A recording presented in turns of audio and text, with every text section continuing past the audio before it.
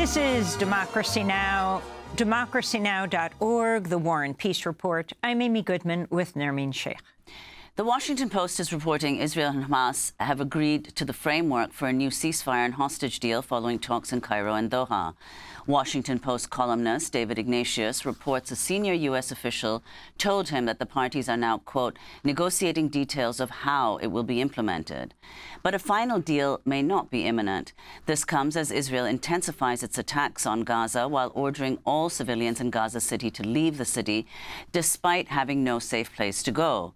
The Israeli human rights group B'Tselem decried the evacuation order of the city as, quote, absolute madness. On the diplomatic front, the Israeli newspaper Haaretz reports Israel negotiators have returned from Doha for consultations with Israeli leaders. In Doha, the Israeli negotiators met with Egyptian, Qatari, and U.S. officials. On the U.S. side, it was CIA Director William Burns. On the Israeli side, it was the head of Mossad, David Barnea. We're joined now by Daniel Levy, president of the U.S. Middle East Project, former Israeli peace negotiator, joining us from London. Thanks so much for being with us again. Can you explain what's at stake? What is this three-stage deal, Daniel? Yes, indeed. Good to be with you. So the idea is that in the initial phase, there would be the withdrawal of the troops from large parts of Gaza, of the Israeli military. You would have the release of those Israelis being held who are still alive and are not male soldiers. You would allow the real ramping up of humanitarian access. Of course, that should happen anyway. And you would have Palestinian prisoners being released. And then you would move on to a second phase where there would be a more significant Palestinian prisoner release, a full Israeli military withdrawal, the remaining soldiers would be released, and a third phase in which bodies would be returned, and there would be the start of more consummate rehabilitation efforts. But those are supposed to flow 1 to 2 to 3. The big question, and it's been the question for months, is whether you can just do phase 1 and then continue with the destruction, with everything you've been reporting on for months now, 21,000 children unaccounted for, 38,000 dead in Gaza and counting, and that's without knowing what's under the rubble. Does that continue? Or are there serious commitments that this will be a permanent cessation of this kind of hostility? And here's the rub. The document is trying to create a degree of constructive ambiguity, I think.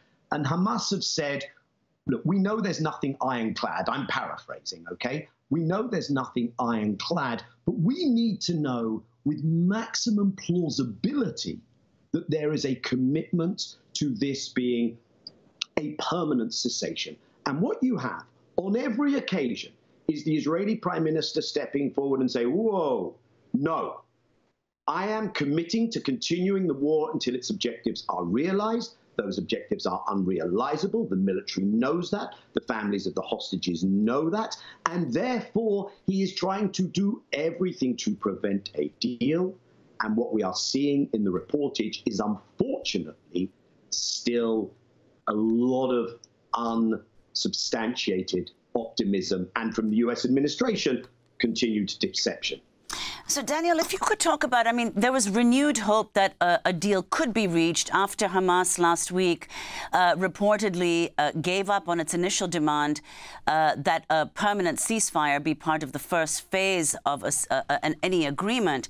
So if you could talk about the significance of Hamas doing that, why you think that they took that step, and the fact that there's such, I mean, increasing opposition within Israel to Netanyahu's stance, not just from hostage families, but this latest move that he made, saying that, that Israel, one of the conditions should be that Israel can resume fighting until conditions are met, that people were so widely critical within Israel of Netanyahu taking that position. Do you think that might make any difference in the short term? Okay, so on the Hamas side of things, I think there has been a deliberate misinterpretation of the Hamas position. The permanent ceasefire was never locked into phase one. It was always part of the transition from phase one to phase two. And there has constantly been this question of how to make that as reasonable, as likely as possible. Now, Hamas may be looking at this. I'm not privy to their internal conversations, of course. Hamas may be looking at this and saying, we're still here. We will be here if the Israelis resume their actions after a 6-week hiatus. We now have a situation where, in order to dial down the escalation on the northern Israel-Lebanon, Israel-Hezbollah front, you very clearly need our situation to be dialed down. Maybe we can get the kind of humanitarian relief in that all of these things will make it increasingly difficult for Israel, even if that's what they intend, to resume these kinds of actions after 6 weeks, and we have a more desperate administration in the US. That might suggest where some additional wiggle room has been created. However, that wiggle room, I don't think, can be sufficient enough to sustain what you mentioned in the second part of your question, which is to sustain a very vocal, very transparent and insistent Israeli forcing the issue that no, there can be no permanent ceasefire. Netanyahu put out 4 conditions. One of them was any deal will allow Israel to resume fighting until all of the objectives of the war have been achieved. So that doesn't give you an ability to work. Now, what about what's going on inside Israel? Your question regarding, is the pressure now at a place where Netanyahu simply has to accept this?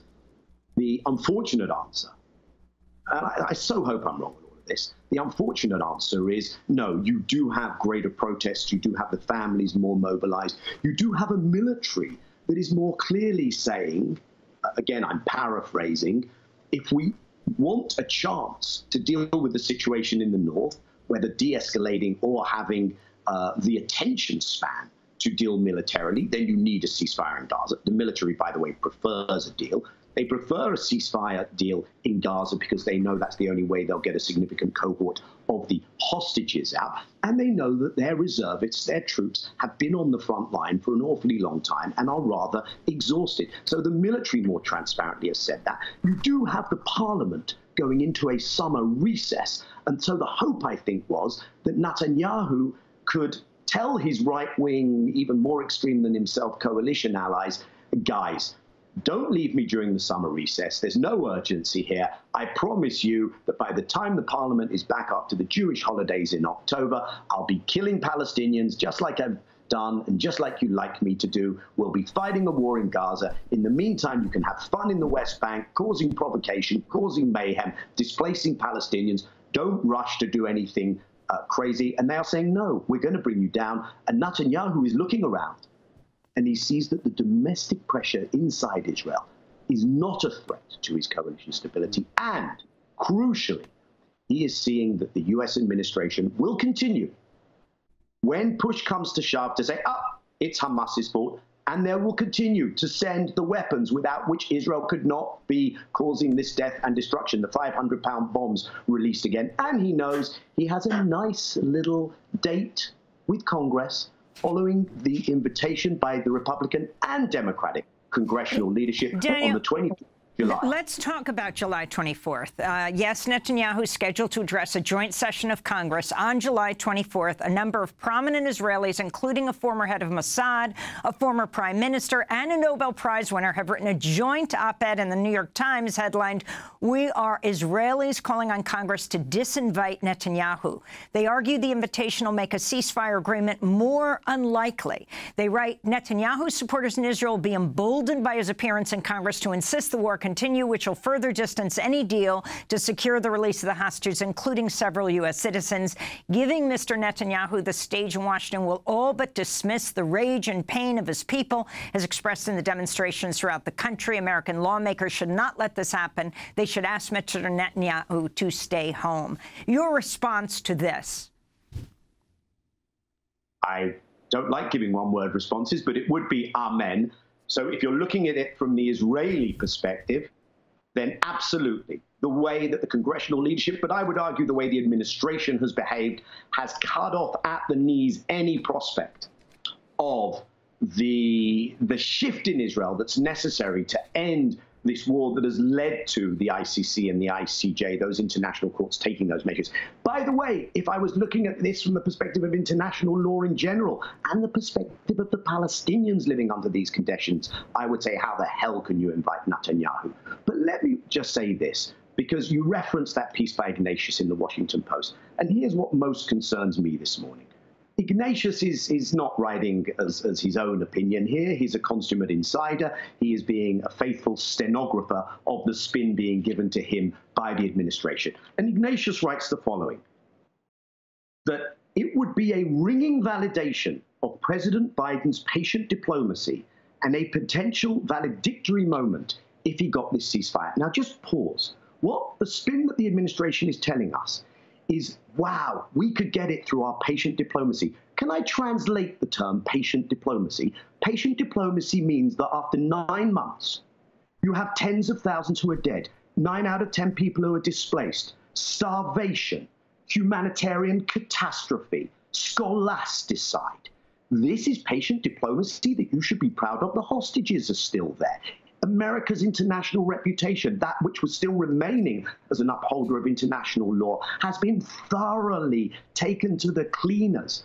And, of course, there's the internal situation on the Democrat side. And I would simply say, because I listened to your earlier segment, that you have a real problem if you think you can sell this spin. And if you treat your voters with contempt, you do that at your own risk. I'm sitting here in the UK, and I've just come back from Paris. I'll tell you what happened in our elections here.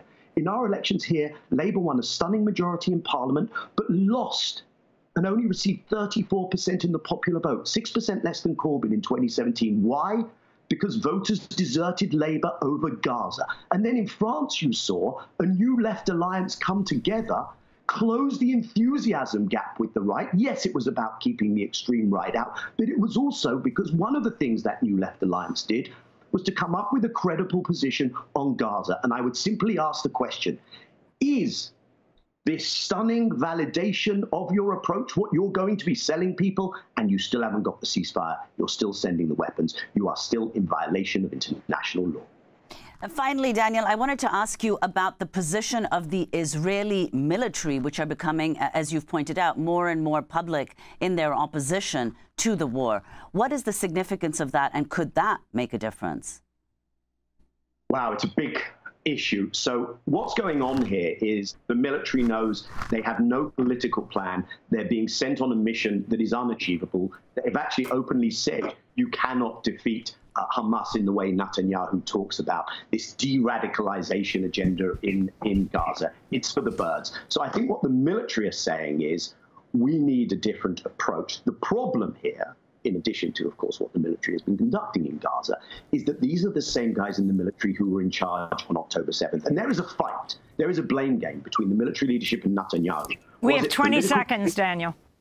Was it political failure or was it military failure? You have blame games when there is a failure. That's what it is. And Netanyahu may replace some of this military, and that could be even more dangerous by the way. Daniel Levy, I want to thank you for being with us, President of the U.S. Middle East Project, former Israeli peace negotiator under Israeli Prime Ministers Ehud Barak and Yitzhak Rabin. That does it for our show.